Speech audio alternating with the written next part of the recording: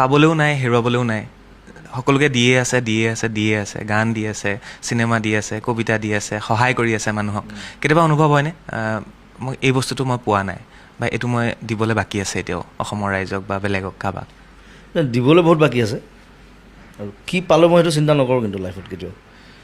কাৰণ মই চেলফিছ হ'ব নোৱাৰিলোঁ আজিলৈকে, নিজৰ কথা ভাবি নাপালোঁ, নিজৰ কথা চিন্তাই নকৰিলোঁ আচলতে আজিলৈকে। মই অলপ দিনলৈকে আগলৈকে মোৰ অসমত ঘৰেই নাছিলে। যোৰহাটত যিটো ঘৰ আছিলে কেতিয়াবা বিকিলোঁ সেইটো। মই লোকৰ ঘৰত আছিলোঁ প্ৰায় 10-12 বছৰ, বেছিয়ে 15 বছৰ। এতিয়াহে মোৰ ঘৰ হৈছে। চ' মোৰ মেনেজাৰজন তৰ্চেম মিত্তাল, সি প্ৰথম লগ পাই পেলাই মোক কৈছিলে, আপুনি তেতিয়া মই 10,000 মান গান গাইছোঁ তেতিয়ালৈকে। কৈছে আপুনি 10,000 গান গাইছে, পইচাবোৰ কি কৰিলে? এটা ঘৰ নাই আপোনাৰ, বেংক বেলেঞ্চ নাই। মই বোলো পইচাবোৰ জানো কাৰোবাক বিলাই দিলোঁ চাগে মানুহবোৰক, পকেটত যিকেইটা পইচা থাকে সেইকেইটা চলি থাকোঁ মই। চ' মই তেনেকুৱাই আৰু, মই অলপ উদাসীন এইবিলাক কথাত, এইবিলাক চিন্তা কৰি নাথাকোঁ। মেটেৰিয়েলিজিমত মই নাই, কেপিটেলিষ্ট হ'ব নোৱাৰিলোঁ আজিলৈকে, ছ'চিয়েলিষ্ট।